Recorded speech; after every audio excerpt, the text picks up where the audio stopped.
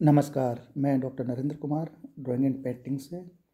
अभी हम चर्चा कर रहे थे भारतीय चित्रकला के अंग यानी कि षडंग, जिनको बोलते हैं षडंग या 6 लिम्स ऑफ इंडियन आर्ट। तो ये इनके बारे में जो भारतीय ग्रंथ है, जैसे मैंने बताया था पूर्व में कि जैसे चित्र लक्षण है, शिल्प शास्त्र है और कामसूत्र आदि, इन ग्रंथों में चित्रकला के अंगों के बारे में, चित्रकला के जो नियम है, जानकारी है, उनके बारे में विस्तार से वर्णन किया गया है। तो भारतीय जो कला है, भारतीय कला के जो अंग रहे हैं, जिनके बारे में जैसे दोहे के बारे में बताया गया था, अपन ने चर्चा करी थी कि रूप भेदा प्रमाणानि भाव लावण्य योजनम सादृश्यम वर्णिका भंग इति चित्र षडंगकम। यानी कि इसका जो प्रथम पॉइंट है, यानी कि जो 6 अंग हैं इसके, उन 6 अंगों में जो सबसे प्रथम पॉइंट है वो है रूप भेद। तो रूप भेद पे हम जैसे अभी चर्चा करते हैं। तो रूप भेद यानी कि रूप से तात्पर्य है आकृति और भेद से तात्पर्य है अंतर। अतः एक रूप से अन्य रूप का अंतर या भिन्नता प्रदर्शित होने का नाम ही रूप भेद है। यानी कि रूप से तात्पर्य आकृति, यानी कि जो एक फॉर्म है, बाहरी आकार है जिसको अंग्रेजी में बोलते हैं फॉर्म। यानी कि रूप से तात्पर्य आकृति कि कोई भी चीज़, किसी भी चीज़ का आकार है या वो आकृति कैसी है। दूसरी चीज़ है जैसे रूप भेद, भेद का मतलब है अंतर। अतः एक रूप से अन्य रूप का अंतर या भिन्नता प्रदर्शित होने का नाम ही रूप भेद है। और जब हम किसी वस्तु को देखते हैं तो उसकी जो आकृति है उसकी आकृति हमारे मस्तिष्क में अंकित हो जाती है। और रूप अनंत है तो उसकी कोई सीमा नहीं है। तो सर्वत्र रूप ही समाया हुआ है और हम इस रूप को 3 प्रकार से देखते हैं। यानी कि पहला जैसे नेत्रों के द्वारा, यानी कि आँखों के द्वारा किसी भी चीज़ को हम देखते हैं। और दूसरा है ज्ञान शक्ति के द्वारा, जैसे हाथों के स्पर्श से। और तीसरा है आत्मा के अनुभव द्वारा। तो इस प्रकार जैसे हम ये 3 हमारे जो ज्ञानेंद्रिय है उनके द्वारा हम किसी चीज़ को देखते हैं, महसूस करते हैं, उसके बारे में आकलन करते हैं।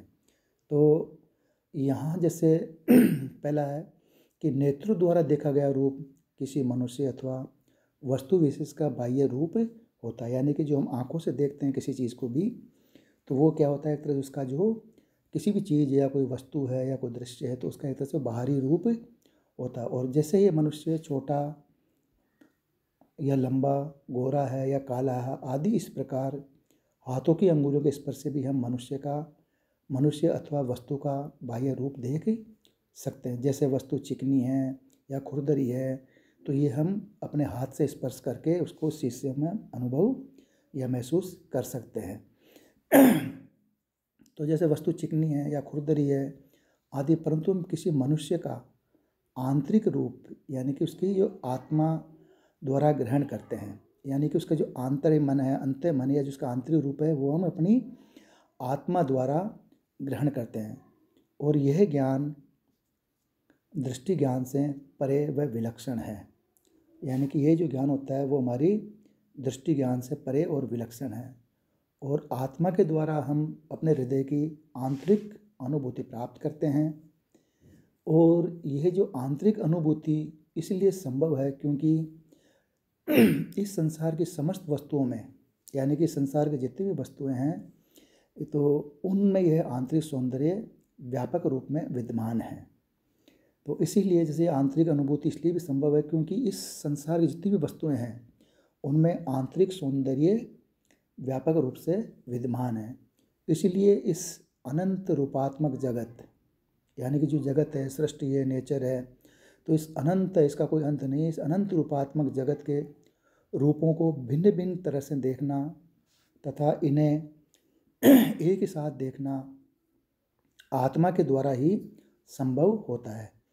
अतः विभिन्न तत्व में अभिन्नत्व या अभिन्न तत्व में विभिन्नत्व की पहचान आत्मा के द्वारा ही संभव है। यानी कि जो विभिन्न चीज़ें हैं उनको एक साथ देखना और एक अलग अलग जैसे अभिन्न तत्व में उसमें अभिन्न है, उसमें विभिन्नताएं देखना, ये सारी चीज़ों का परख जो जानकारी होती है वो हमारे आत्मा, हमारे मन के द्वारा ही संभव हो पाती है।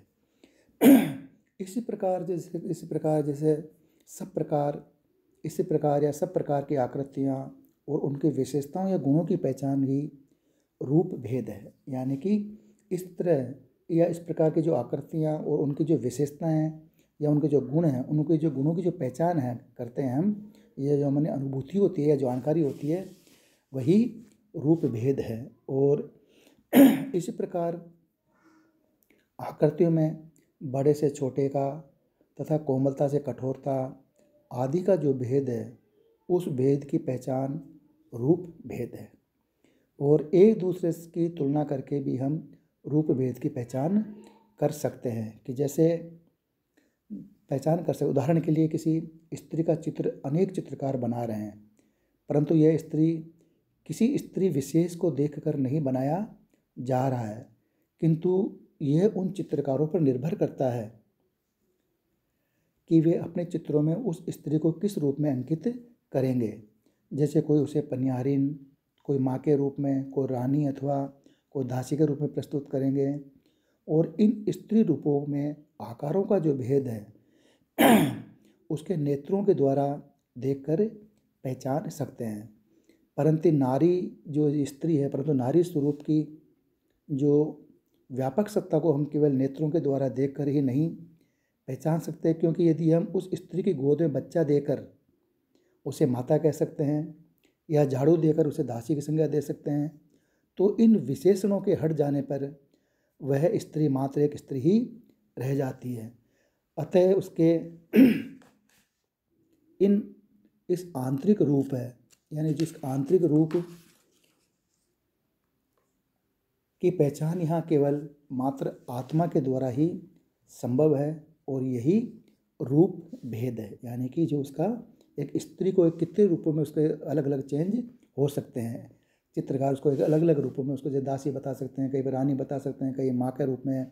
तो वो सारी चीज़ें है स्त्री वो, लेकिन उसके जो जैसे उसमें बताया गया, मान लो कोई बच्चा उसके गोद में, तो एक वो माँ का रूप ले लेगी, ये स्त्री है लेकिन वो एक माँ के रूप में नजर आएगी। वैसे ही जैसे मानकर को रानी के रूप में बैठी है, राजकाज में सिंहासन में बैठी है, तो एक रानी के रूप में नजर आएगी, लगेगी हाँ ये तो कोई रानी है। तो वो उसका एक तरह से उसका पहचान यही कि आत्मा जो हमारे मन के द्वारा है, आत्मा के द्वारा ही संभव है, और यही एक तरह से रूप भेद है। और हमारे जैसे प्राचीन ग्रंथों में भी कुछ सामुद्रिक विशेषताएं बताई गई है, जिनमें कुछ माप दिए गए हैं। जैसे कि राजा की आकृति में उसकी भुजाएं लंबे बनाई जाएगी, राजा के सिर पर मुकुट होगा, किसी साधारण व्यक्ति के सिर पर नहीं। तो योगी को आसन लगाए हुए वह तपस्या में लीन दिखाया जाएगा, और रानी के आभूषण एक दासी के आभूषणों से अधिक कीमती तथा स्वर्ण के दिखाए जाएंगे इत्यादि।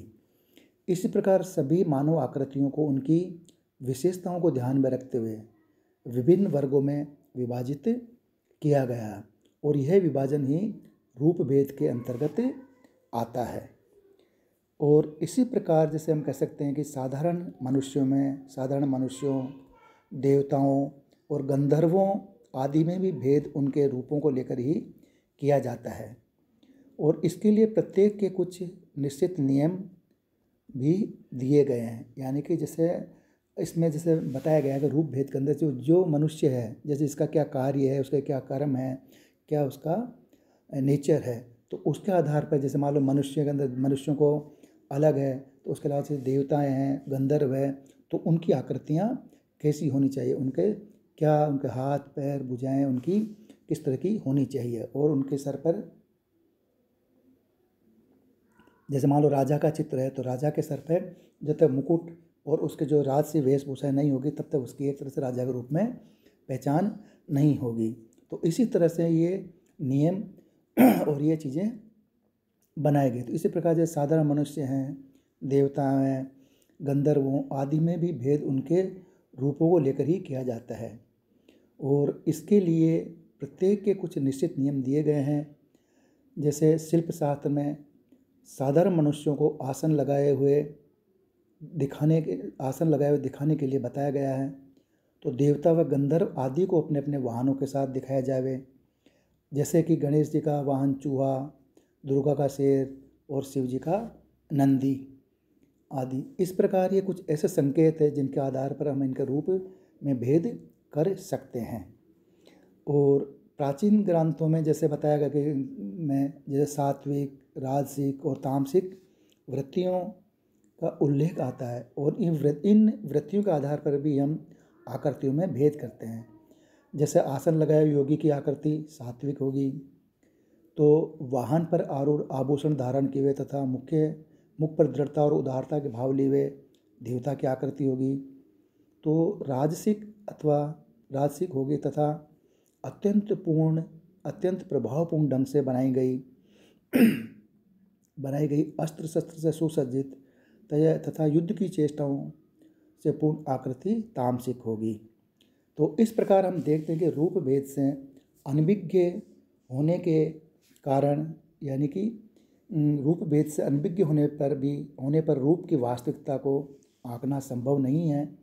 अतः कह सकते हैं कि जो रूप भेद का सम्यक ज्ञान षडंगों की, यानी कि जो चित्रकला के जो तत्व है, चित्रकला के जो अंग है, भारतीय चित्रकला के अंग हैं, उनमें रूप भेद का सम्यक ज्ञान यानी कि चित्रकला अंगों की पहली सीढ़ी बताया गया है, जिसके बाद में जैसे रूप भेद किसी भी कलाकृति को एक रसता से बचाता है और अभिव्यक्ति को सतत अभिव्यक्ति में समान आकृतियाँ होने से वाले दुष्प्रभाव को भी समाप्त करता है।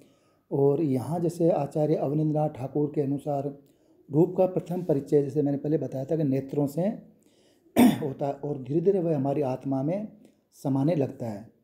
रूप भेद ही चित्र का आरंभ है और वही उसका अंत भी। तथा यशोधर पंडित भी इस तथ्य से परिचित थे कि चित्र में हमारा ध्यान सबसे पहले रूप पर ही जाता है। अतः अपने सूत्र में उन्होंने सर्वप्रथम रूप भेद की बात ही कही थी उन्होंने जैसे। और आचार्य अवनींद्रनाथ ठाकुर ने जैसे महाभारत के शांति पर्व में वर्णित 16 रूपों में ह्रस्व, दीर्घ, स्थूल, गोल, त्रिकोण, श्वेत व कृष्ण आदि रूपों गिना है। उन्होंने रूप भेद का आधार आकार, वर्ण और स्वभाव माना है।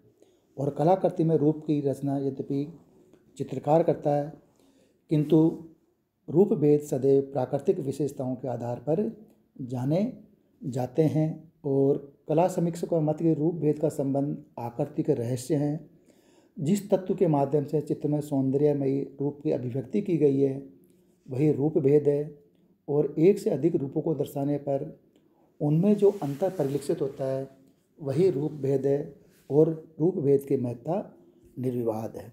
तो इस प्रकार ये जो प्रथम इसका जो चित्रकला के जो षडंग हैं, यानी जो 6 अंग हैं, उन 6 अंगों में प्रथम अंग रूप भेद के बारे में हमने चर्चा करी। अब आगे वाले में हम चर्चा करेंगे प्रमाण। धन्यवाद।